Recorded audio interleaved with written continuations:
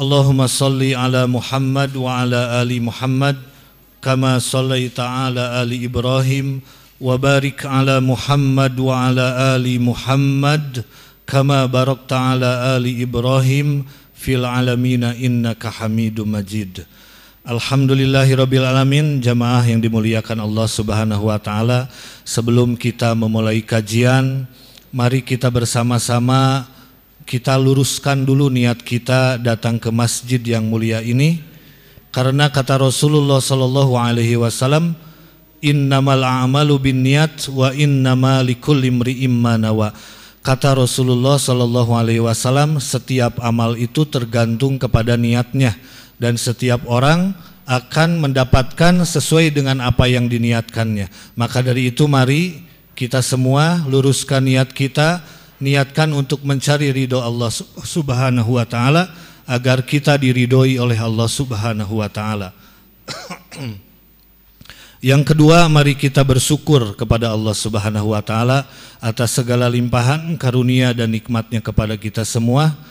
Kita bisa melangkahkan kaki kita ke masjid yang mulia ini atas izin Allah Subhanahu wa taala, bukan dari kekuatan kaki kita, tapi dari kekuatan Allah Subhanahu wa taala. Maka dari itu kita bersyukur kepada Allah atas segala limpahan karunia dan nikmatnya. Mudah-mudahan langkah kaki kita dicatat sebagai amal soleh yang menghantarkan ampunan Allah Subhanahu wa taala.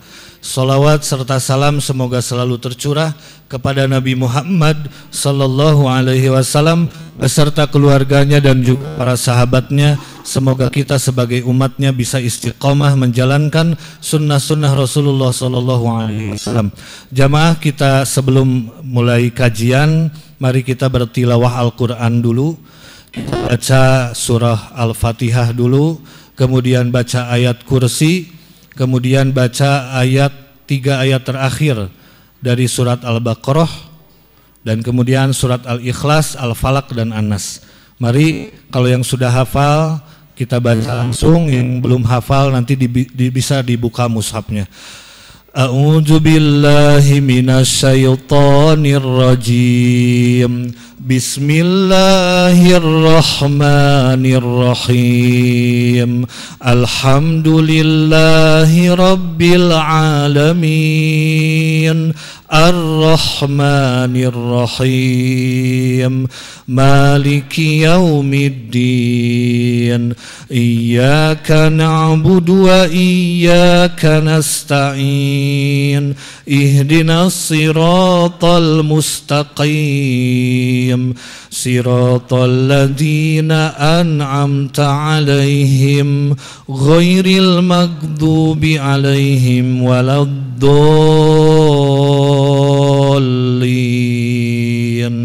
Amin. Ayat kursi. Allahu la ilaha illa huwal hayyul qayyum. La ta'khuduhu sinatun wa la naum. Lahu ma fis samawati wa ma fil ard. Man dalladhi yasfa'u indahu illa biiznih. Ya'lamu ma baina aydihim wa ma khalfahum. ولا يحيطون بشيء من علمه إلا بما شاء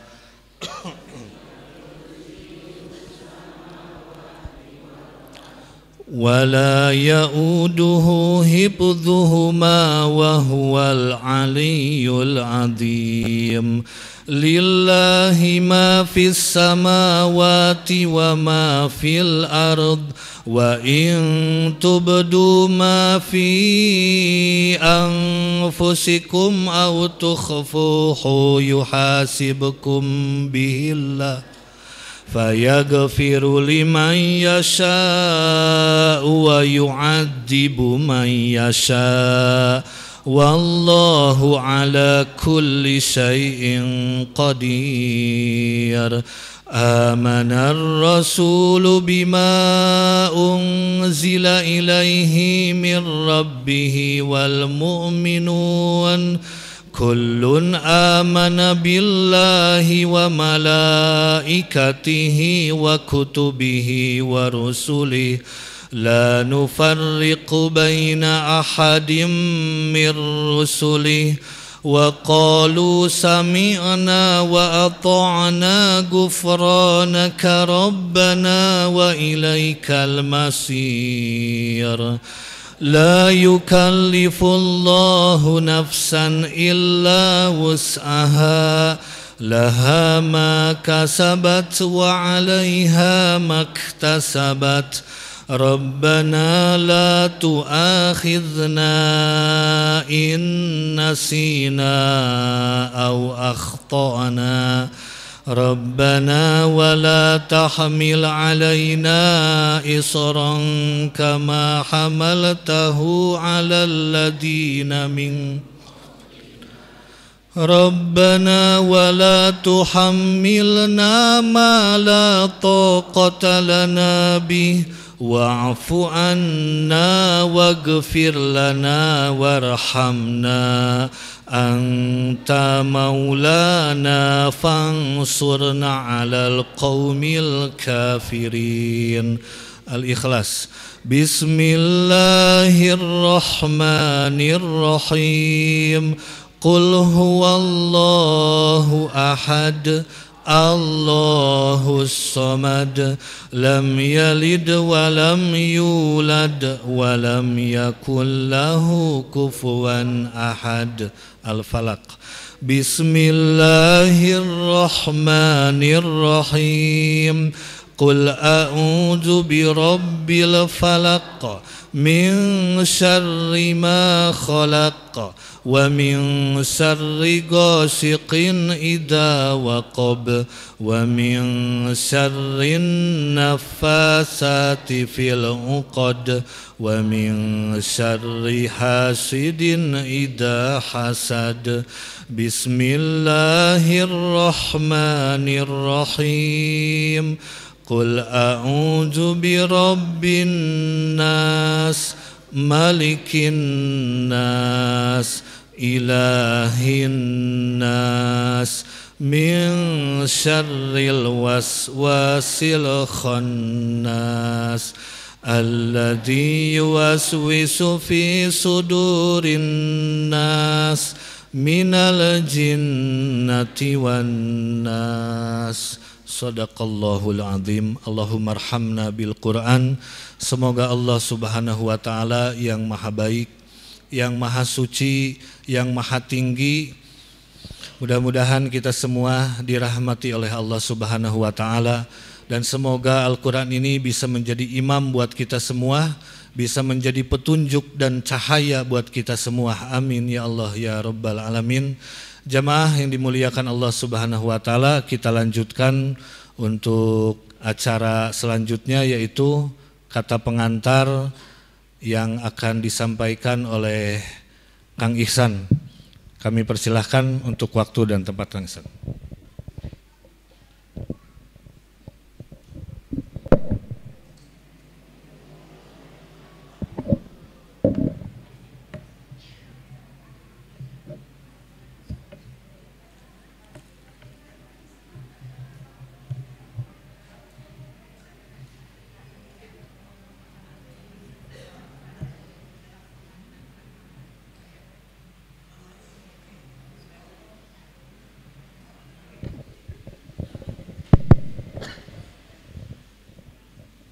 Cek, bismillah. Kita mulai, Bapak Ibu sekalian, silahkan dibenahkan posisi duduknya terlebih dahulu. Bismillahirrahmanirrahim. Assalamualaikum warahmatullahi wabarakatuh. Alhamdulillahirabbil alamin wa bihi nasta'in wa ala umurid dunya waddin. Assalatu wassalamu ala asrafil anbiya'i wal mursalin wa ala alihi wa sahbihi ajma'in. Pertama, kita panjatkan puji dan syukur kepada Allah Subhanahu wa taala atas rahmat dan karunia-Nya. Alhamdulillah, pada kesempatan malam hari ini Allah Subhanahu wa taala kehendaki jalan kebaikan untuk kita semua. Allah takdirkan kita semua ada di masjid ini, Bapak Ibu sekalian, menjadi salah satu orang di antara banyaknya orang yang sedang taat kepada Allah. Mudah-mudahan menjadi saksi bahwa hari ini kita sedang taat, dan mudah-mudahan kita semua bisa masuk ke surganya Allah Subhanahu wa taala. Kepada Allah kita semua menyembah, kepada Allah kita semua memohon ampun, kepada Allah kita semua mengembalikan seluruh urusan-urusan kita, dan kepada Allah juga suatu saat nanti kita akan kembali. Tak lupa salawat beserta salam semoga tercurahkan kepada Rasulullah Sallallahu Alaihi Wasallam, untuk keluarganya, para sahabatnya, dan mudah-mudahan sampai kepada kita semua selaku umatnya. Amin ya Allah ya Rabbal Alamin. Bapak Ibu, apa kabar malam hari ini? Alhamdulillah sehat ya. Enggak hujan Bapak Ibu? Aman ya, enggak, baik. Alhamdulillah Bapak Ibu sekalian, hari ini kita berjumpa kembali untuk agenda kajian. Seperti biasa, sebelum disampaikan ke Ustadz, sedikit mungkin menyampaikan pengantar bahwa ada Bapak Ibu sekalian, orang-orang mereka itu beramal, sukses dengan amalnya tetapi tidak berbuah pahala. Maksudnya seperti ini, ada orang-orang yang mereka itu ngaji, hadir ke majelis ilmu, datang, kemudian ya mereka pokoknya ikut aktivitas seperti orang-orang yang ngaji, tetapi ternyata tidak mendapatkan pahala di sisi Allah Subhanahu wa taala. Banyak orang-orang yang seperti itu, tetapi saya hanya membahas 4 saja mungkin. Yang pertama, golongan orang-orang yang mereka itu lelah beramal, capek dalam beramal, jadi amalnya dilakukan tapi tidak mendapatkan pahala. Golongan yang pertama adalah golongan orang-orang yang tidak ikhlas. Golongan orang-orang yang tidak beramal karena Allah. Jadi kalau seseorang melakukan aktivitas ibadah, ibadahnya itu bukan tidak terlaksana, mereka jadi beribadah tapi hanya capek, lelah. Ya capek dan lelah itu juga ya, hanya capek, mungkin rugi waktu, kalau ada urusannya dengan harta rugi secara materi, tetapi tidak menghantarkan mereka ke surganya Allah. Itu yang pertama, orang yang beramal tetapi tidak ikhlas, tidak karena Allah. Ikhlas itu tujuannya karena Allah, itu mungkin kata kuncinya. Jadi boleh jadi seseorang itu malas datang ke majelis ilmu, lelah, tetapi karena Allah mereka memaksakan diri untuk datang. Jadi ikhlas itu bukan tidak merasakan apa-apa, bukan datang kemudian tidak merasakan apa-apa, tetapi ketika mereka malas, mereka punya beban, punya halangan untuk hadir, tapi karena Allah memerintahkan mereka datang, itu namanya ikhlas Bapak Ibu sekalian. Dan orang-orang yang tidak mendapatkan pahala di sisi Allah adalah mereka orang-orang yang beramal tetapi tidak ikhlas, tidak karena Allah Subhanahu wa taala. Itu golongan yang pertama. Yang kedua, Bapak Ibu sekalian, ada golongan orang-orang mereka itu beramal, sukses dengan amalnya. Kalau ada urusannya dengan harta, mereka rugi secara materi, rugi juga waktu, tetapi tidak menghantarkan ke surganya Allah karena tidak berpahala. Golongan yang kedua ini adalah golongan orang-orang yang tidak sesuai sunnah, tidak sesuai contoh dari Rasul. Jadi kalau syariat menetapkan begini loh tata cara sholat, kerjakanlah seperti itu. Jangan karena Bapak Ibu sekalian lagi semangat, lagi enak-enaknya, lagi mau-maunya ibadah, sholat duhurnya 5 rakaat seperti itu. Boleh Bapak Ibu? Enggak ya. Kenapa? Karena syariat membatasi sholat duhur itu 4, kerjakan 4. Meskipun lagi semangat, lagi enak-enaknya sholat, lagi mau-maunya, kalau perintahnya 4, kerjakan 4. Sesuatu hal yang ditambah-tambah kadang-kadang tidak menambah sempurna. Kalau misalkan Bapak Ibu sekalian beribadah 4, syariatnya menentukan 4, jangan ditambah-tambah 5, karena kadang-kadang yang ditambah itu bukan menambah sempurna tapi menambah buruk. Contoh Bapak Ibu sekalian, Bapak Ibu punya mata, punya ya, berapa matanya?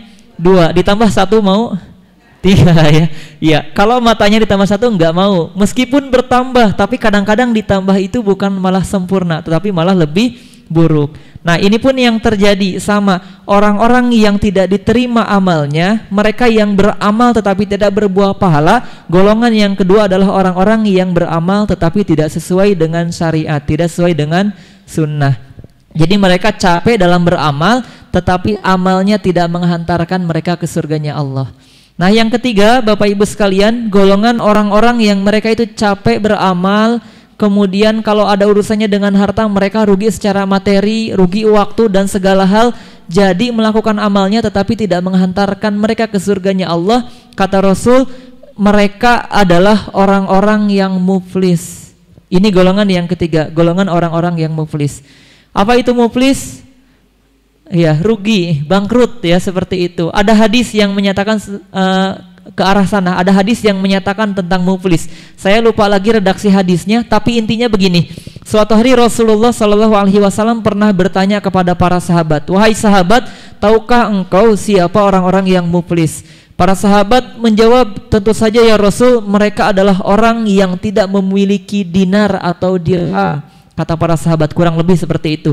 Rasul menjawab, "Bukan. Orang yang muflis adalah orang yang mereka itu suatu saat nanti di akhirat datang kepada Allah dengan pahala salat, dengan pahala puasa, dan dengan pahala amal-amal ibadah mereka yang lain. Tetapi mereka sering menzolimi sesama manusia di dunia. Jadi ketika seseorang terzolimi, pahalanya itu digantikan. Maksudnya seseorang yang punya pahala kemudian menzolimi orang lain, maka pahalanya itu dipindah kepada orang yang dizoliminya. Jadi mereka itu beramal, tapi suatu saat nanti di akhirat amal mereka itu habis, dipakai sebagai ganti rugi atas kezoliman yang ia lakukan semasa di dunia. Itu golongan orang-orang yang ketiga, orang-orang yang tidak mendapatkan pahala atas amal kebaikannya. Dan ini yang keempat, Bapak Ibu sekalian, golongan orang-orang yang mereka itu beramal, lelah dengan amalnya, bahkan kalau misalkan ada hubungannya dengan harta, mereka juga rugi secara materi, tetapi tidak menghantarkan mereka ke surganya Allah.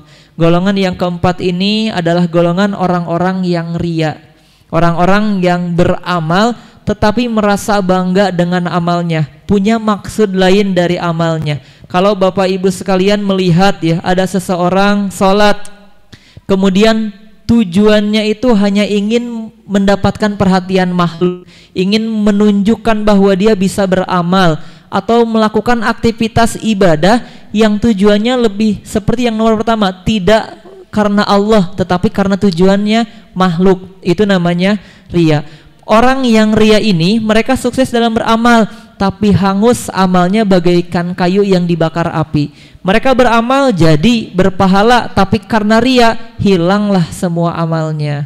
Bahkan orang-orang yang riya ini Allah Subhanahu wa taala ancam dengan neraka wail. Fawailul lil musallin. Ya, neraka wail, celakalah bagi orang-orang yang salat. Ya, fawailul lil musallin alladzina hum an salatihim sahun, yaitu orang-orang yang mereka itu dalam salatnya sahun, ya, lalai seperti itu. Siapa lagi? Alladzina, yaitu orang-orang yuraun, mereka itu riya. Dan ini ancaman khusus untuk orang-orang yang riya. Mereka juga beramal tetapi amalnya tidak menghantarkan mereka ke surganya Allah Subhanahu wa taala. Nah, itu mungkin Bapak Ibu sekalian ya, 4 golongan yang mereka itu beramal, capek dengan amalnya tetapi tidak menghantarkan ke surganya Allah. Dan 4 golongan inilah yang harus kita hindari tentunya. Bapak Ibu bisa hadir sekarang di majelis ilmu, mudah-mudahan hadirnya karena Allah, mudah-mudahan sesuai sunnah, mudah-mudahan Bapak Ibu tidak muflis dan bisa menghindari riya. 4 golongan kalau misalkan kita bisa hindari, insya Allah Bapak Ibu sekalian bisa meraih buah dari amal Bapak Ibu sekalian, yang mudah-mudahan kita semua bisa masuk ke surganya Allah Subhanahu wa taala. Amin ya Allah ya rabbal alamin. Bapak Ibu, itu mungkin sebagai pengantarnya. Kita langsung akan masuk ke penyampaian materi nanti bersama Ustadz dengan pembahasan tema bijak mensikapi persoalan hidup. Kepada Ustadz langsung dipersilahkan.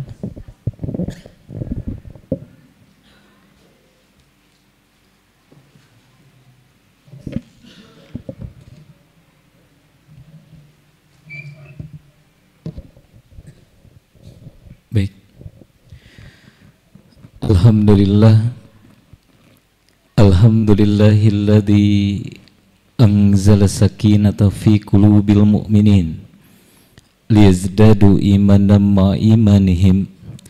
Asyhadu an la ilaha illallah wa asyhadu anna Muhammadan abduhu wa rasuluhu alladzi la nabiyya ba'd. Faya yuhal hadirun ittaqullaha haqqa tuqatih wa la tamutunna illa wa antum muslimun. Baik Bapak Ibu, Assalamualaikum warahmatullahi wabarakatuh. Seperti biasa Bapak Ibu, mari kita mulai sesi agenda tausiah ini dengan terlebih dahulu menghadirkan kelembutan hati, mengizinkan hati kita untuk melaksanakan fungsinya, yaitu mampu memahami dan merasakan kebesaran Allah, kemudian berbahagia dengannya. Mari kita mulai dengan bermuhasabah sejenak. Ketika saya mengucapkan salam, Bapak Ibu semuanya menjawab salam, betul? Nah, jawab dengan jujur. Siapa yang ketika lisannya Bapak Ibu mengatakan waalaikumsalam warahmatullahi wabarakatuh, kemudian hati Bapak Ibu meniatkan itu sebagai doa, bukan sebagai bentuk jawaban salam secara refleks.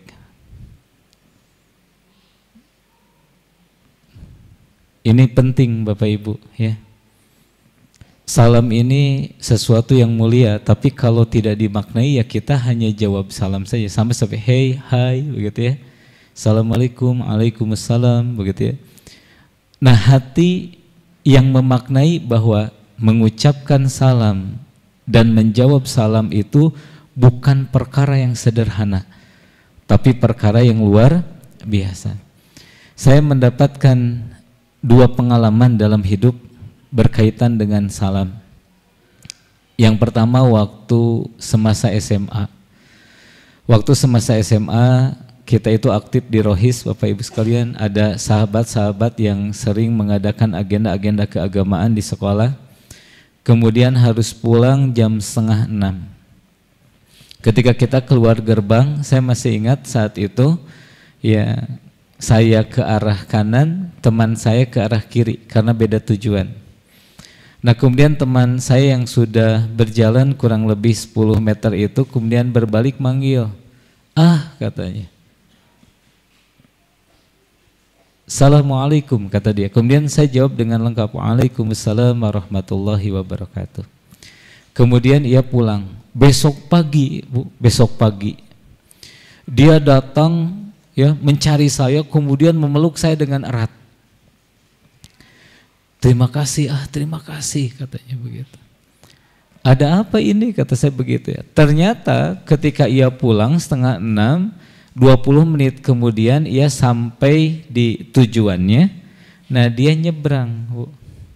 Ketika nyebrang itu tanpa ia sadari ada mobil yang begitu kencang hampir menabraknya. Tapi singkat cerita ia selamat dan tidak terluka sedikit pun. Kemudian kata dia, yang diingat itu adalah jawaban salam dari antum, katanya dia ke saya begitu ya. Iya, jadi beliau memahami betul bahwa salam dan mengucapkan salam dan jawaban salam ini adalah sesuatu yang luar biasa ketika dimaknai. Yang kedua, Bu, pengalaman saya nih, saya yang dapat salam sekarang, Bu ya. Jadi ketika beres SMA, mau tes perguruan tinggi, saya pergi ke Bandung, Bu, untuk mengikuti tes perguruan tinggi di ITB waktu itu tempatnya. Kemudian ikut juga bimbingan intensif di Bandung, saya tinggal di Sumur Bandung. Kondisi Garut yang kondusif dengan amalan yaumiyah yang terjaga, itu berbeda dengan kondisi kosan di Bandung yang asing kemudian tidak membuat amalan yaumiyah terjaga.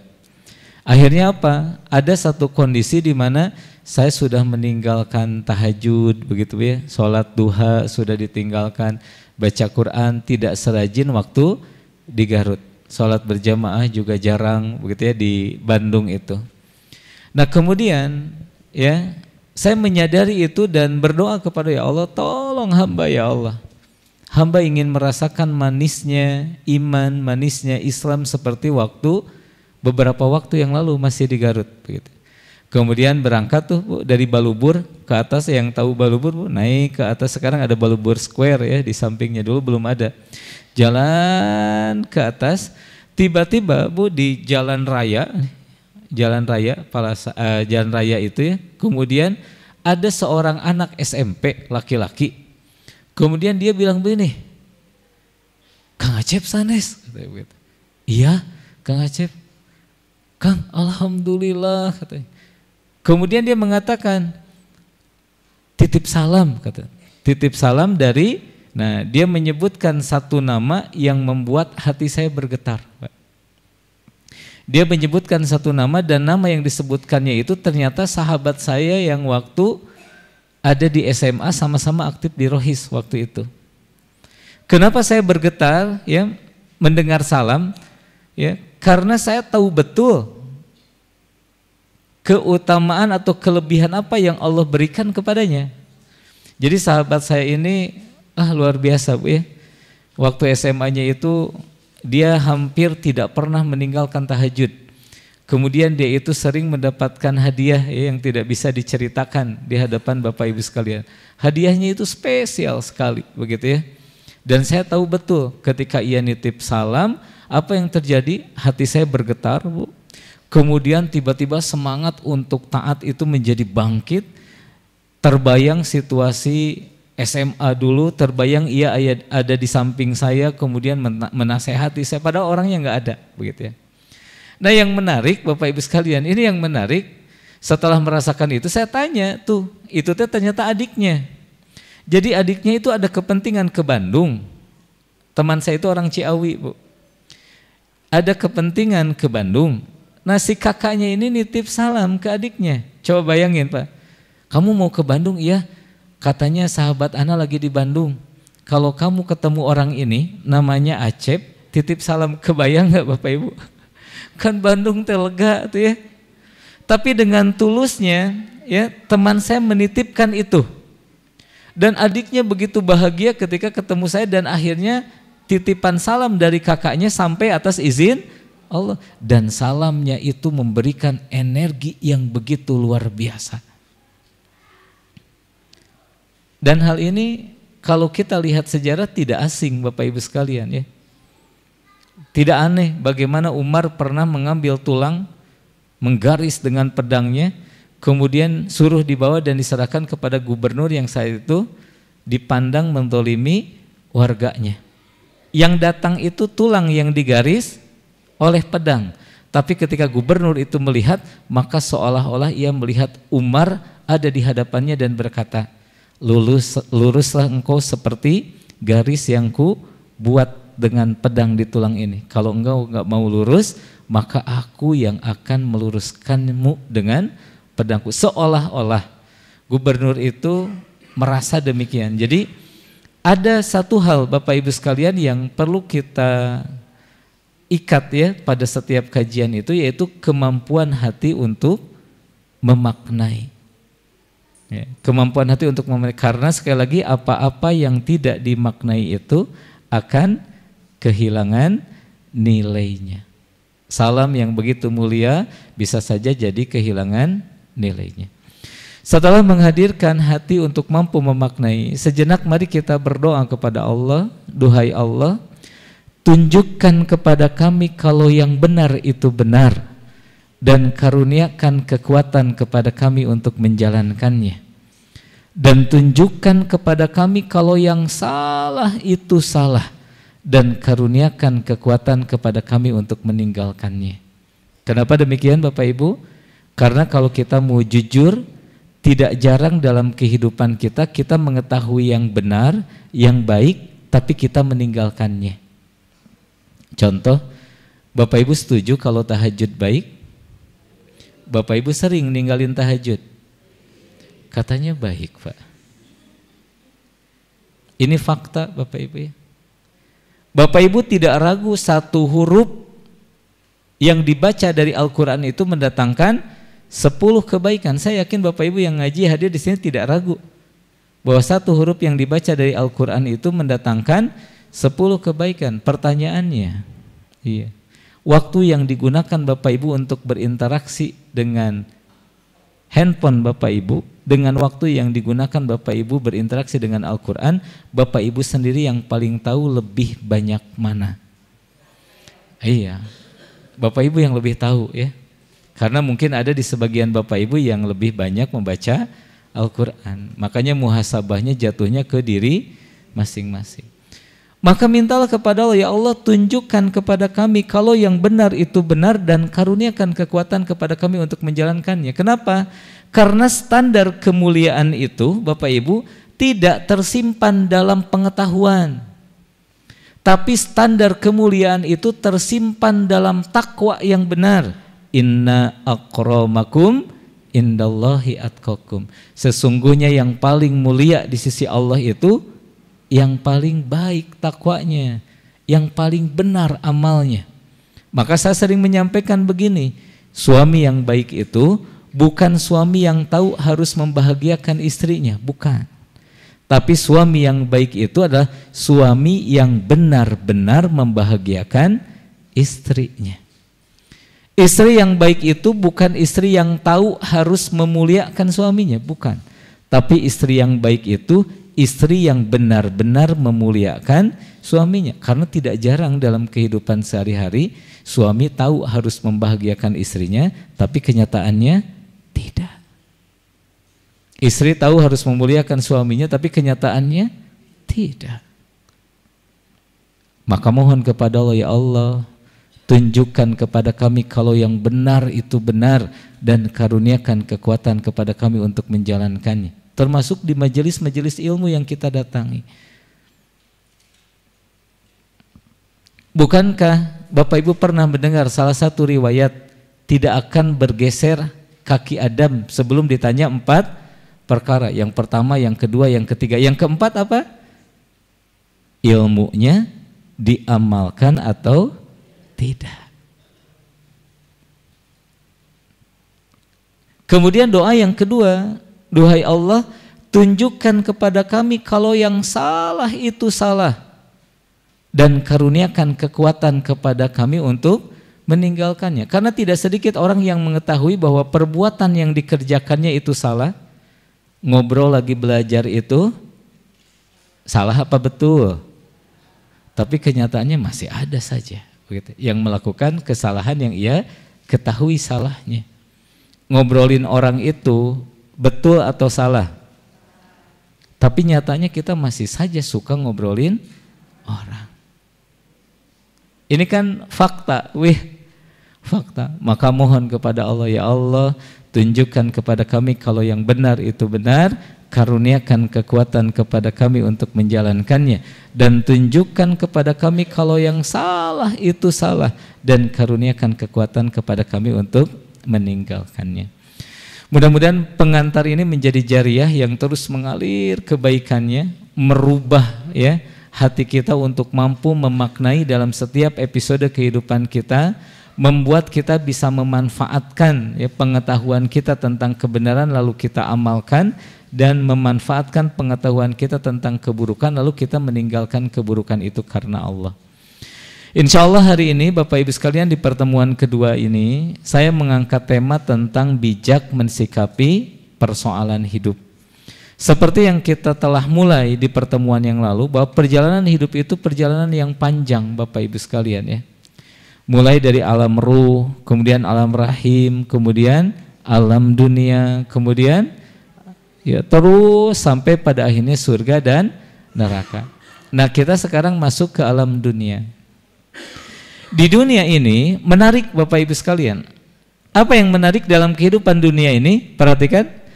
Suatu hal yang pasti tidak akan luput dalam keseharian kehidupan dunia kita itu adalah apa yang disebut dengan persoalan hidup. Di beberapa kajian dengan nada candaan, saya sering bertanya, kenapa Bu kita itu diselimuti persoalan hidup?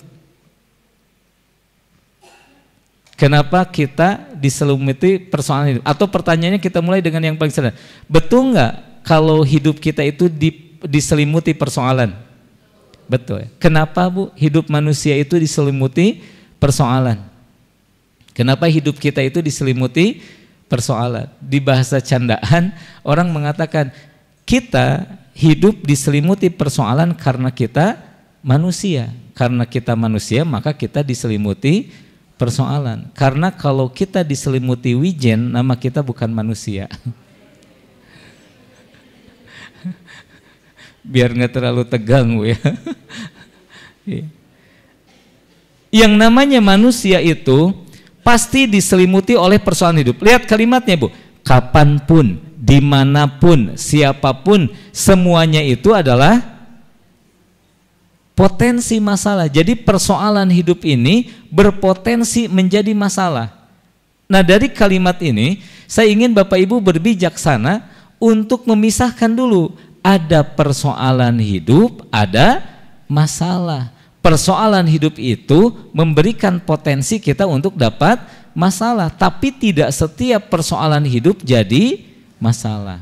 Kemarin kita sudah ambil contoh Bapak Ibu ya. Yang hutang berapa kemarin, 1 miliar atau 100 juta? 1 miliar. Hutang 1 miliar itu masalah atau persoalan? Masalah atau persoalan? Persoalan. Istri galak Pak, masalah atau persoalan? Anak belum nurut, masalah atau persoalan? Iya, semua itu persoalan.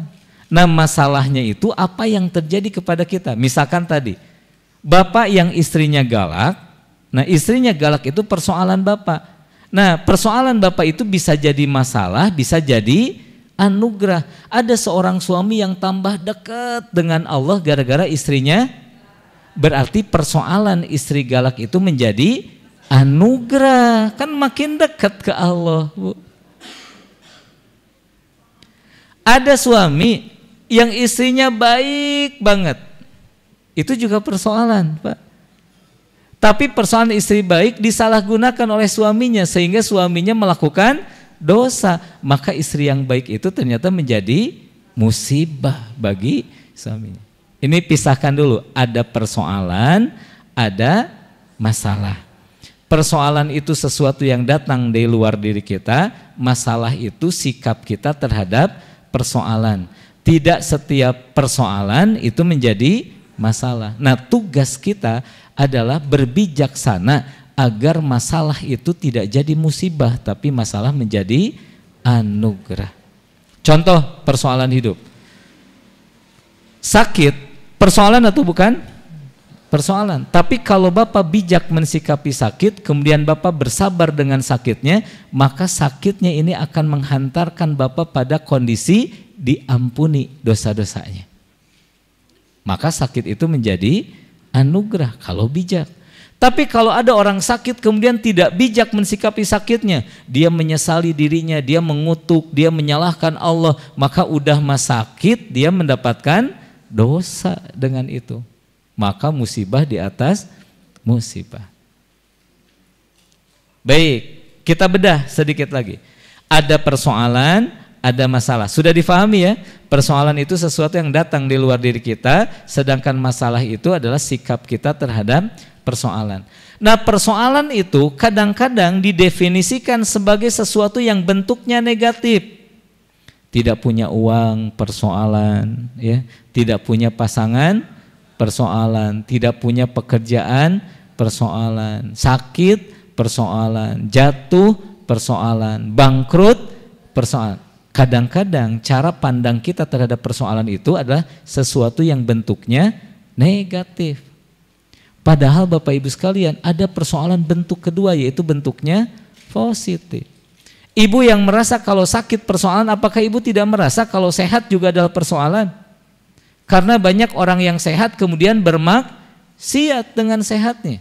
Kemudian dia celaka di dunia dan di akhiratnya.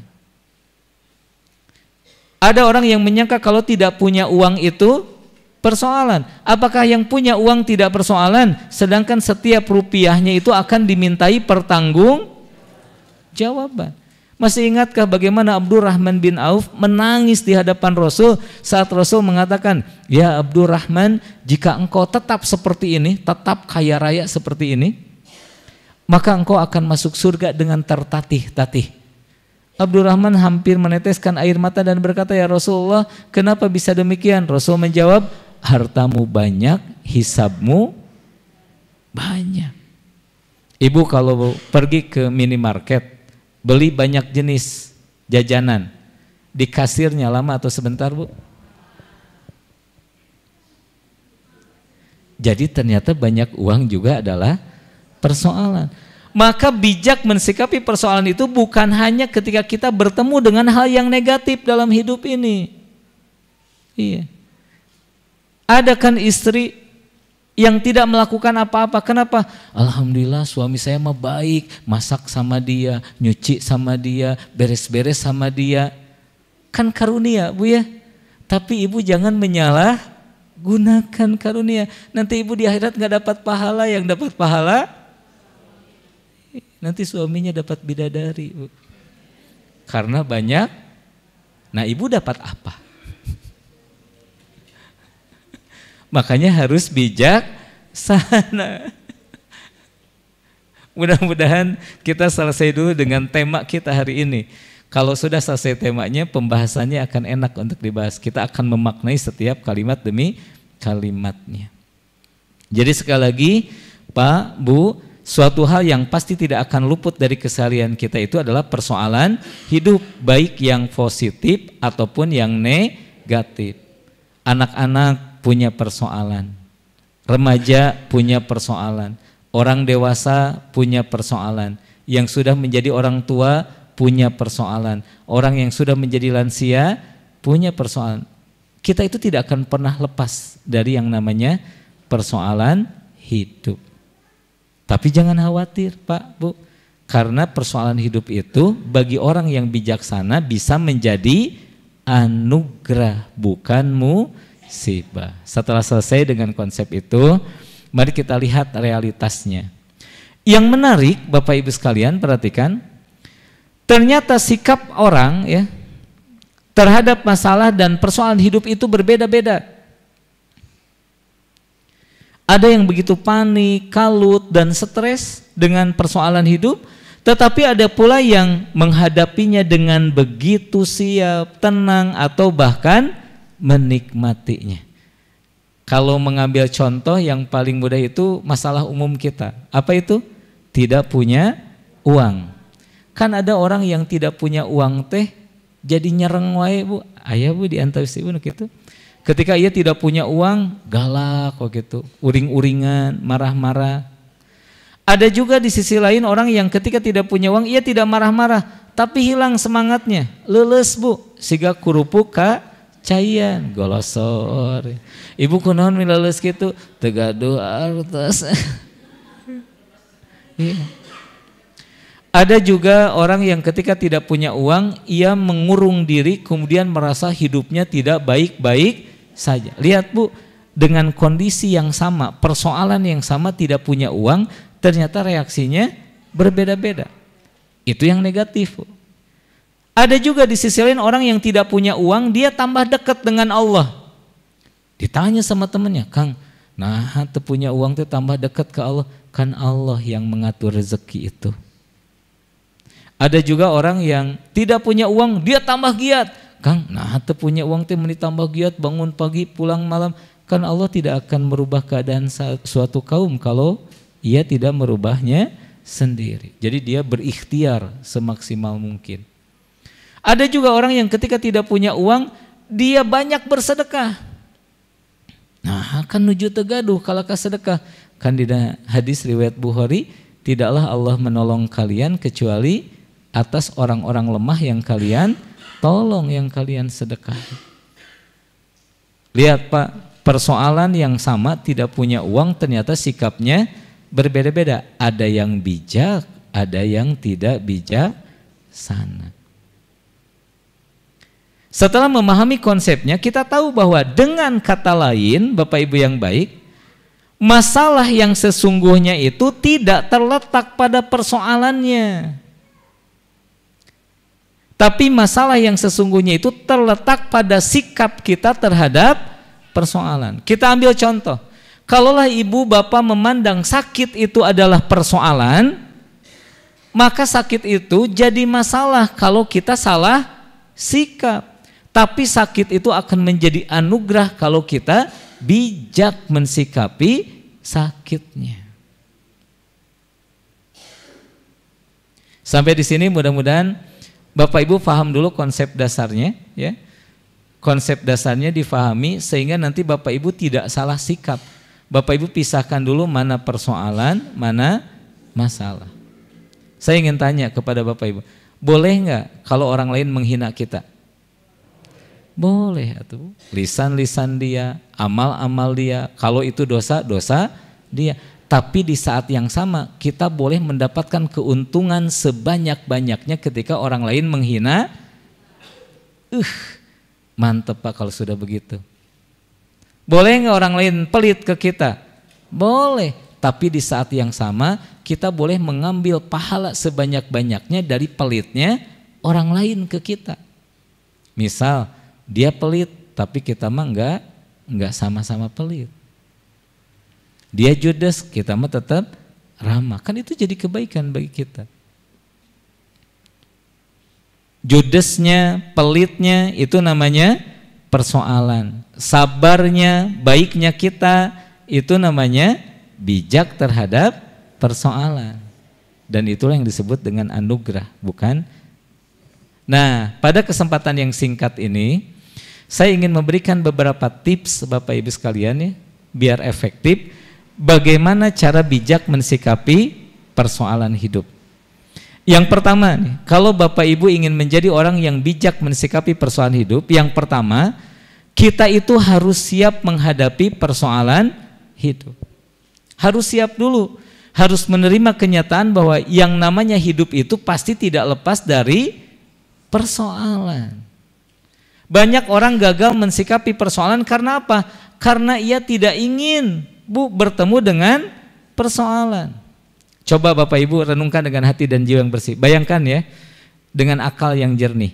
Kalau Bapak Ibu ada di posisi Nabi Ibrahim waktu itu, Bapak Ibu ditangkap, diikat, api dinyalakan, dan Bapak Ibu akan dilemparkan ke dalam api. Saya tanya Bapak Ibu sekalian, jawab jujur, Bapak Ibu mau minta apa ke Allah?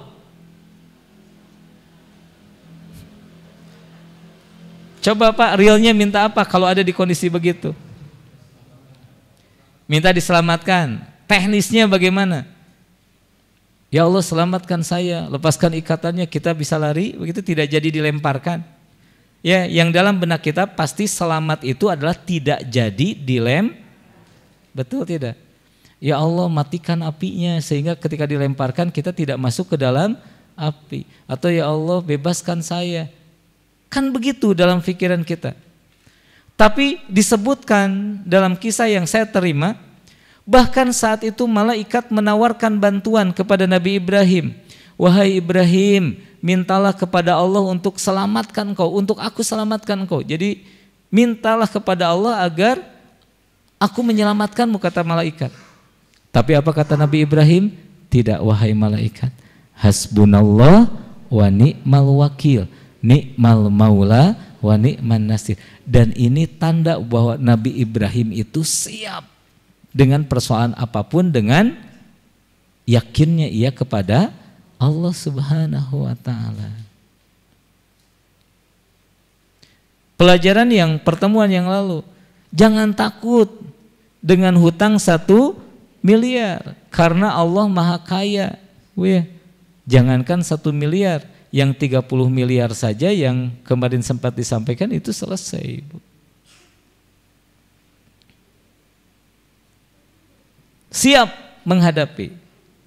Nah, muncul pertanyaan lagi. Lalu bagaimana agar kita bisa siap? Kan siap itu ada di pengetahuan tapi sulit diamalkan. Kayak gini, Bapak Ibu siap nggak? Bapak Ibu siap nggak berkorban? Saya tanya, Bapak Ibu siap nggak berkorban karena Allah? Benar siap berkorban karena Allah? Coba yang bawa handphone, bawa harta kumpulkan. Pasti nggak jadi itu teh. Karena tidak semudah mengatakan siap teh Pak. Enggak ada motif untuk kesan, ini hanya memberikan contoh saja. Sekarang kan jadi fitnah yang begituan deh. Ya kan begitu. Mau masuk surga, mau siap taat ke Allah, siap kurban atau kurban. Umroh atau umroh. Ongko siap, ongko mau. Ternyata siap itu tidak semudah yang dikatakan. Kan Bapak Ibu masih ingat dulu waktu menerima Bapak sebagai suami Ibu. Pan Ibu teh nampi abdi cek bapak. Ditikahkan kemudian istrinya ditampi. Setelah ditampi itu kan dengan segala kesiapan untuk menjadi suami terbaik, ibu untuk menjadi istri yang tapi ternyata siap itu tidak semudah diucapkan. Nah, hari ini kita perdalam sedikit agar kita menjadi orang yang siap terhadap persoalan hidup. Nah, yang pertama, sadari bahwa ujian itu hanya sedikit. Dalam Quran surat Al-Baqarah ayat 155 Allah menegaskan, dan sungguh akan kami berikan cobaan kepadamu dengan apa, Bu? Sedikit. Jadi yang namanya cobaan atau persoalan hidup itu hanya sedikit. Realitasnya begitu. Saya ingin mendekatkan. Bapak Ibu punya gigi? Pak, Bu, punya gigi, Pak, Bu? Ya, pernah sakit? Jawab pertanyaan saya, lamaan mana sehat sama sakitnya? Berarti sakit itu hanya. Bapak Ibu pernah berantem sama pasangan? Pernah? Lamaan mana berantem sama tidak berantemnya? Lamaan tidak berantemnya. Bapak Ibu pernah tidak punya uang? Pernah? Lamaan mana tidak punya uang sama punyanya? Da ibu mah nyepeng 5 juta ge tidak punya tuh, jadi we tidak punya. 2.000 ge punya tuh, udah 2.000 ge uang. 5 juta tanpa 2.000 5 juta enggak? Enggak. 5 juta kurang 2.000. Cara pandang nanti ya. Maka sadari dulu bahwa ujian itu sedikit sehingga kita siap. Misal Bu ya, ada gempa, terima bahwa tidak ada gempa yang menahun. Jadi kita siap. Aduh sieun gempa henteu sieun, sabar we, takbir we, zikir we. Ketika gempa engkege liren, kan begitu. Anak sakit, ada orang tua yang begitu panik. Oh gimana anak sakit? Sadari bahwa sakit anak itu hanyalah sedikit, kan sehatnya lebih lama. Nanti juga beberapa waktu kemudian sakitnya membaik, kemudian sehat. Nah, orang yang sadar bahwa ujian itu hanya sedikit, dia akan siap untuk menerima ujian. Ini tips pertama agar siap. Yang kedua, agar kita siap menghadapi ujian, perhatikan Bu, terima dengan hati yang bersih bahwa ujian itu adalah pesan cinta Allah kepada kita. Saya tanya Bu, Ibu pernah kesetrum nggak? Bapak pernah kesetrum? Bagaimana Pak rasanya? Iya. Kadang-kadang kita nyangka kesetrum teh musibah, padahal kesetrum teh anugerah Pak di awal. Sok lamun listrik teh nyetrum, Bapak nyepengan listrik bari ngobrol wes setengah jam. Apa yang terjadi? Nyampak ngebul Pak garing. Tapi karena ngerenyet Pak, akhirnya Bapak terhindar dari musibah yang lebih besar. Paling hanya jari yang sakit, tapi henteu ngebul Pak. Kakeureut perih teu Pak? Naha kakeureut perih? Kadang nyangka, kakeureut teh musibah. Henteu Pak, kakeureut teh anugerah. Karena dengan perihna kakeureut, Bapak Ibu ya terhindar dari terputusnya jari. Bapak Ibu kabayang teu lamun kakeureut henteu nyeri. Ibu nyiksikan bawang bari nonton sinetron. Pas ngelap keringat mana tangan kairis da teu nyeri Pak. Puntennya mudah-mudahan tiasa katampi contohnya. Ujian itu pesan cinta. Kata Ibnu Abbas dalam penjelasan tentang salah satu ayat yang menggambarkan bahwa Allah akan memberikan hukuman kecil di dunia atas dosa yang kita lakukan, mengatakan kenapa Allah memberikan hukuman yang kecil di dunia agar ia terhindar dengan hukuman yang besar di akhirat. Makanya kenapa dosa itu memberikan dampak buruk.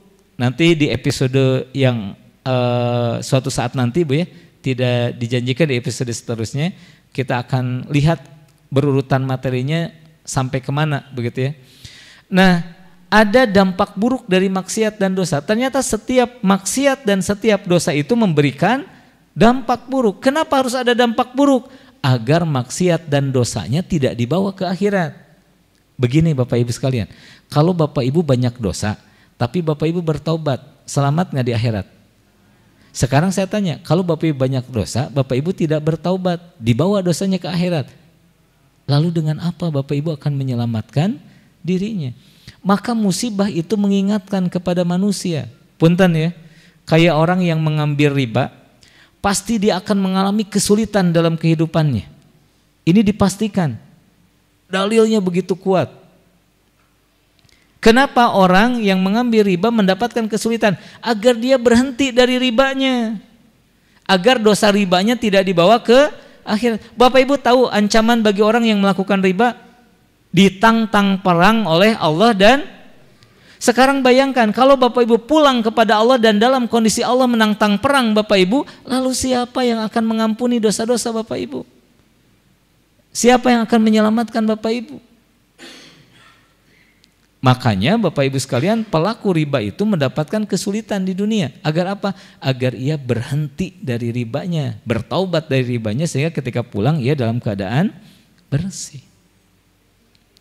Terima dulu ujian itu sebagai pesan cinta Allah kepada kita. Lihat dalam kitab Hikam, Ibnu Athaillah mengatakan, Allah melapangkan bagimu agar kamu tidak selalu dalam kesempitan.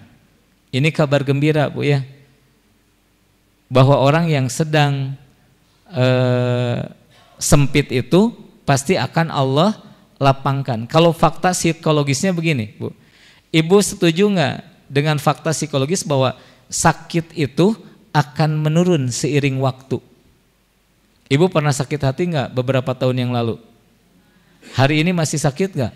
Masih ya. Ada yang masih sedikit, tapi kadarnya tidak sebanyak dulu. Sama luka, ketika luka anak-anak yang disunat sakit nggak?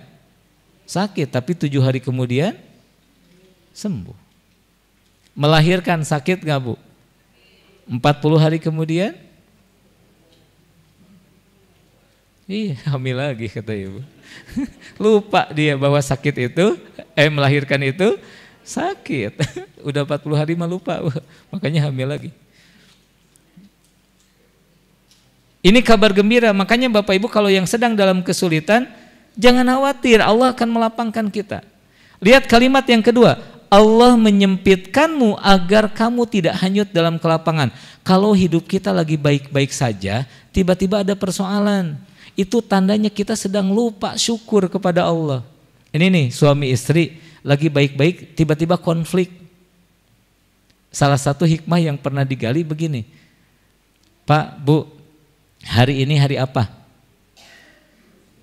Hari Senin. Jawab dengan jujur, jawab dengan jujur. Siapa yang di hari Senin ini dari bangun tidur sampai malam hari ini sudah mengangkat tangan bersyukur khusus atas nikmat masih punya pasangan hidup?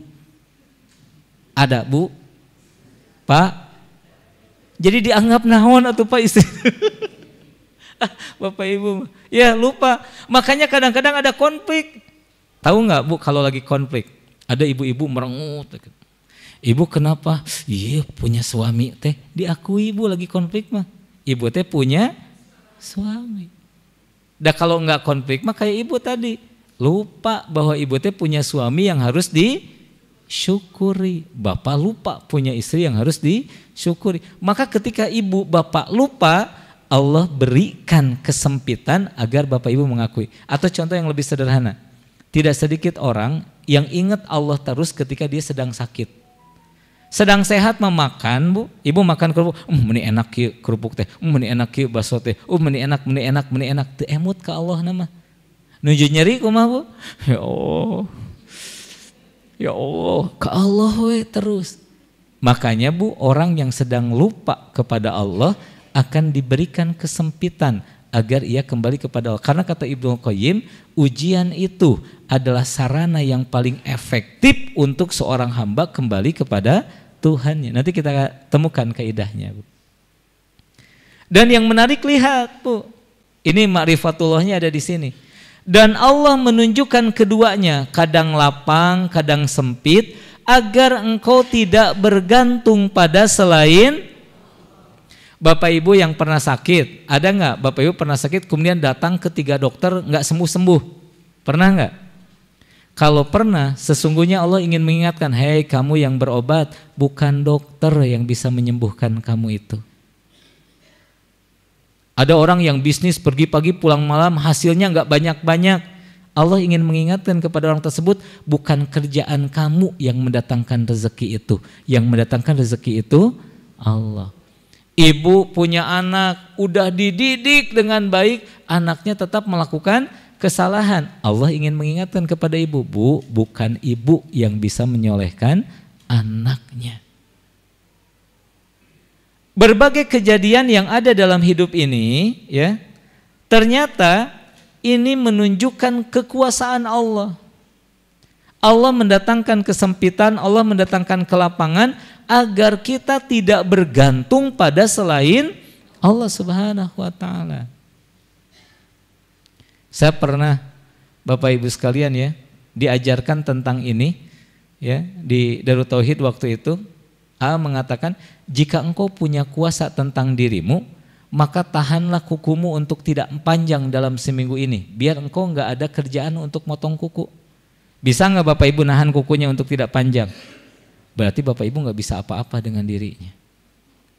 Bu, kalau ibu memiliki kemampuan, kalau ibu punya kemampuan sedikit saja, tahan agar kulit ibu tidak berubah. Kan kenyataannya tidak bisa. Karena kita melemah. La haula wala quwata illa billah. Kalau kita mengakui bahwa kita lemah, maka yang lemah ini harus total bergantung kepada Allah. Banyak orang yang nyangka Bapak Ibu sekalian bahagia itu datangnya dari harta. Tapi bukankah mata kita juga melihat banyak orang yang hartanya banyak Bu, tapi menderita.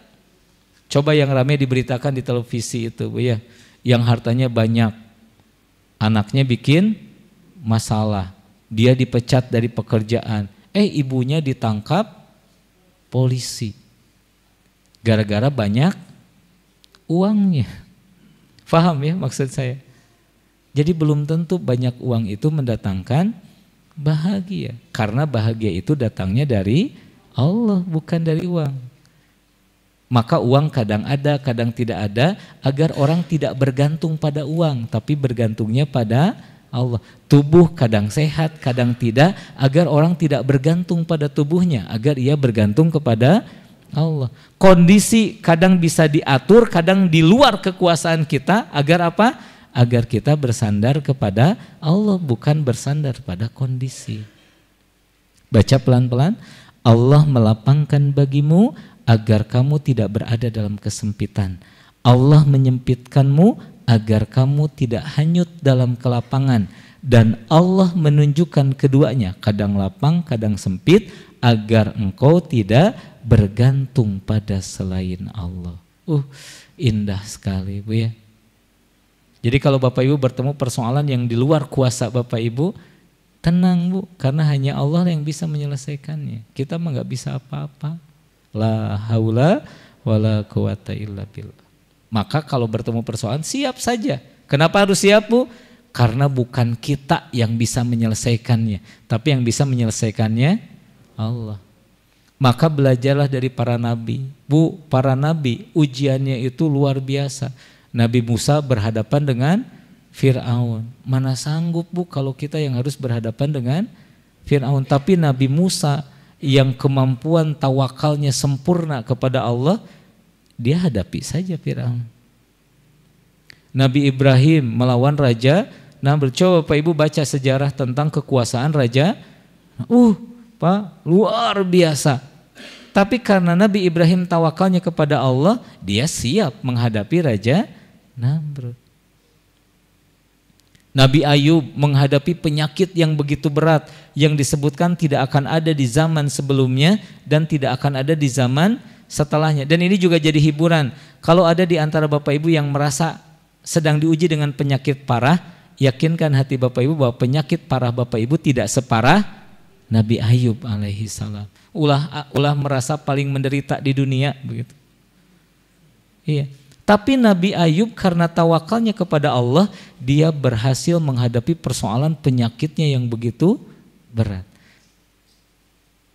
Siap Bu, karena ketawakalannya kepada Allah. Yang berikutnya agar kita siap ya menghadapi persoalan hidup, yakini bahwa ujian itu adalah hal yang baik jika kita benar mensikapinya. Jadi ujian atau persoalan itu belum tentu buruk. Kalau kita benar mensikapinya, maka kita akan mendapatkan kebaikan. Contoh, Bapak Ibu pernah kehilangan sesuatu, kehilangan yang berharga lah gitu ya, kehilangan yang berharga. Kan kadang-kadang orang nyangka kehilangan itu sesuatu yang buruk, betul tidak? Padahal ada sebuah riwayat yang mengatakan barang siapa yang kehilangan kemudian ikhlas menerima kehilangannya, maka Allah akan ganti kehilangannya dengan sesuatu yang lebih baik. Berarti kalau kita lihat orang yang sedang kehilangan itu adalah pertanda bahwa dia akan mendapatkan sesuatu yang lebih. Saya logikakan Bapak Ibu ya. Kalau saya umumkan kepada Bapak Ibu sekalian, Bapak Ibu yang hari ini membawa uang 50.000 kemudian hilang di dompetnya. Saya berangkatkan ibadah umroh. Kan Bapak Ibu tentu ingin memeriksa dompetnya dengan harapan hilang. Kalau ternyata uangnya masih ada, senang atau sedih? Ternyata nggak hilang tuh jadi sedih, Bu. Kalau tahu mau diganti dengan yang lebih, maka orang-orang yang beriman kalau dia dapat cobaan dengan kehilangan sesuatu, dia tersenyum bahagia, alhamdulillah ya Allah, alhamdulillah. Ya iya, Bu. Mau tidak alhamdulillah gimana, orang akan diganti dengan sesuatu yang lebih baik. Tapi orang yang tidak memiliki iman, kehilangan itu laksana musibah yang luar biasa. Saya ada kisah ya Bapak Ibu sekalian. Kisah yang luar biasa, tapi Allahu a'lam ya, istri saya mengizinkan atau tidak untuk disampaikan yang direkam gitu ya, ada nantinya. Mudah-mudahan jadi jariah lah ya. Ada satu fase kehidupan kami di mana kami itu mendapatkan ujian yang cukup berat, yaitu kehilangan putri kami. Singkat cerita begitu ya.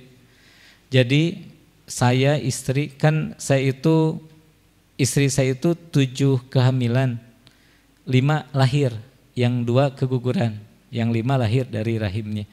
Dari yang 5 itu 4 ada, 1 perempuan, kemudian yang 3 laki-laki. Yang terakhir itu anak perempuan. Dapat pengen Bu ya. Kayaknya seru kalau punya anak perempuan 1 lagi. Kemudian Allah kabulkan, tapi Allah berkehendak lain. Pokoknya singkat cerita dramatis Bu.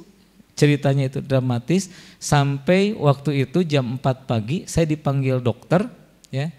Dan dokter seperti sinetron saat itu, Pak, kami sudah berusaha semaksimal mungkin, namun ternyata Allah berkehendak lain, putri Bapak meninggal dunia. Bergetar hati saya melihat jasad putri kami, kemudian saya pergi ke ruang rawat karena istri baru dirawat, kondisinya baru dioperasi, belum baik-baik saja.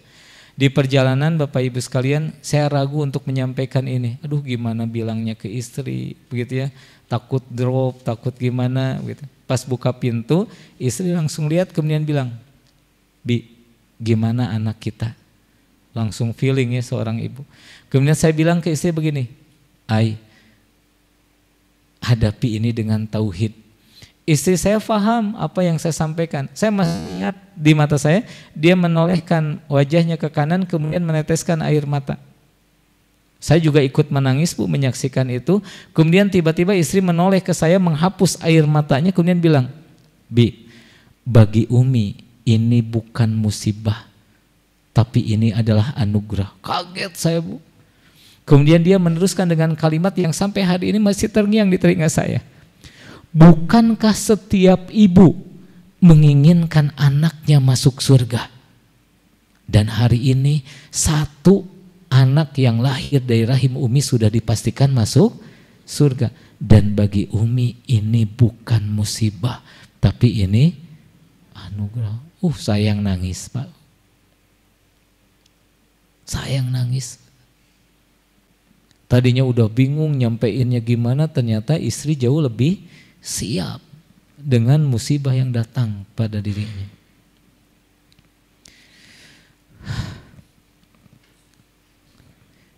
Ujian itu hal yang baik Bapak Ibu jika kita benar mensikapinya. apapun bentuk ujian.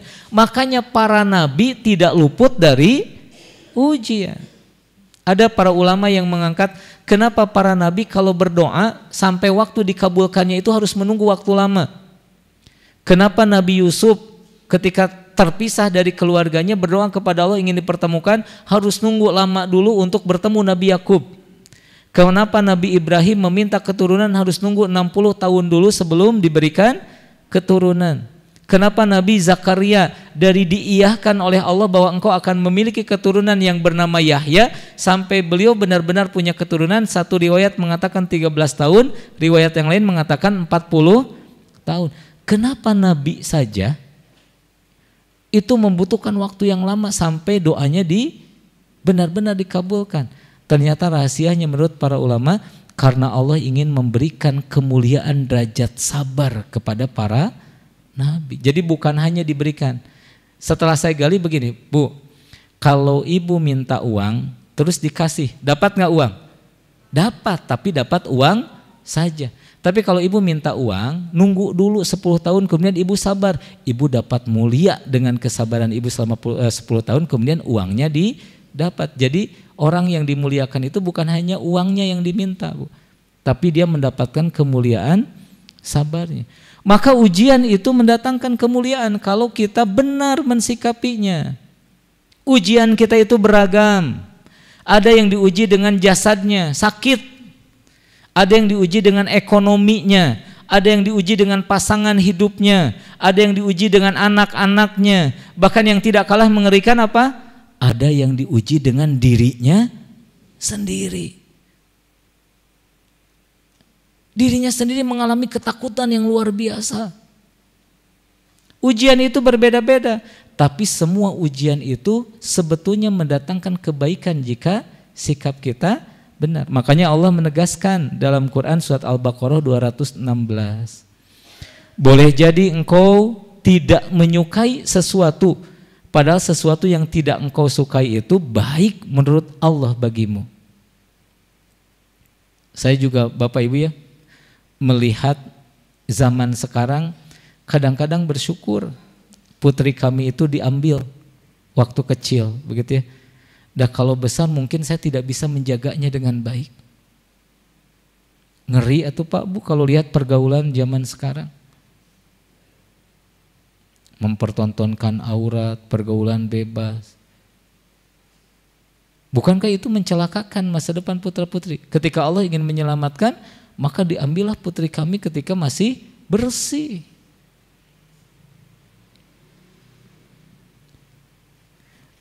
Dan boleh jadi engkau tidak menyukai sesuatu, ya. Atau boleh jadi engkau dan boleh jadi engkau menyukai sesuatu padahal buruk menurut Allah bagimu. Kemudian Allah mengakhiri kalimat itu dengan Allahu a'lamu wa antum la ta'lamun. Allah lah yang maha mengetahui sedangkan engkau tidak tahu apa-apa. Maka kalau kita menghadapi persoalan hidup, jangan pikirkan persoalannya. Yang harus kita lakukan adalah baiknya sikap kita terhadap persoalan. Karena kejadian itu mau dianggap baik, mau dianggap buruk, itu pasti yang terbaik menurut Allah bagi kita. Kita sampai pada perkataan Ibnu Qayyim bahwa ujian itu akan mendekatkan jarak seorang hamba dengan Allah Subhanahu wa taala, mengajarkan kita untuk berdoa. Coba Bu, Ibu pernah nangis-nangis berdoa kepada Allah saat apa Bu? Saat sedang dalam ujian yang berat. Cara manggilnya juga beda. Ya Allah, tolong ya Allah. Maka ujian itu mendekatkan jarak seorang hamba dengan Tuhannya. Subhanallah ya. Nah orang kalau memahami ini, dia akan siap dengan berbagai persoalan hidup. Sudah 9:30 Bu. Mau sabar Bu? Sabar saja ya, maksudnya bukan sabar sampai malam, materinya sabar sampai sini dulu gitu. Kalau Ustadz bereskeun we berarti ibu teh henteu sabar. Insya Allah kita lanjutkan di part berikutnya Bu ya. kita fahami dulu konsep yang pertama bahwa harus siap. Untuk kisi-kisinya kita lihat dulu. Yang kedua itu, Bu ya, cara bijak yang kedua itu adalah kelola hati agar tidak salah sikap. Jadi banyaknya orang yang salah sikap itu karena masalahnya ada di hati, bukan di pengetahuan. Kan ibu sering, ibu tahu ini teh harus sabar, tapi kenyataannya tidak bisa sabar. Kayak gini nih, Bu, marah-marah baik enggak? Nah atuh. Kak Hartos punya kalimat itu. Kita tahu marah-marah itu tidak baik, tapi marah. Masalahnya hatinya tidak terkondisikan dengan baik.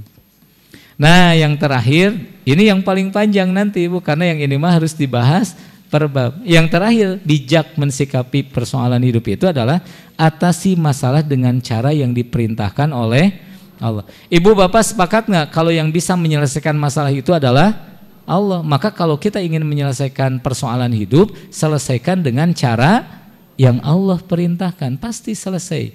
Dan cara itu adalah 3T kalau kata Gim. Apa itu?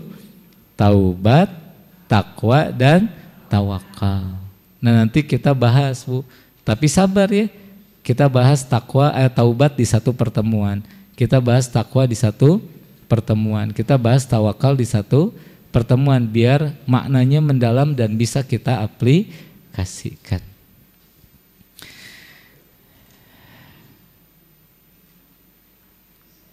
Bu, deal ya, mau bersabar sampai ini saja. Baik, oleh karena itu Bapak Ibu sekalian, bijaksanalah dalam mensikapi persoalan hidup, karena kalau kita bijak dalam mensikapi persoalan hidup, apa yang akan terjadi? Persoalan itu tidak akan menjadi masalah, justru akan menjadi musibah. Hari ini kita baru selesai di poin yang pertama. Kalau Allah pertemukan, insya Allah kita akan bahas di poin yang kedua. Ini menarik Bapak Ibu, nanti kita akan bahas tentang materi mengelola hati, begitu ya. Mengelola hati ini materinya luar biasa, begitu ya.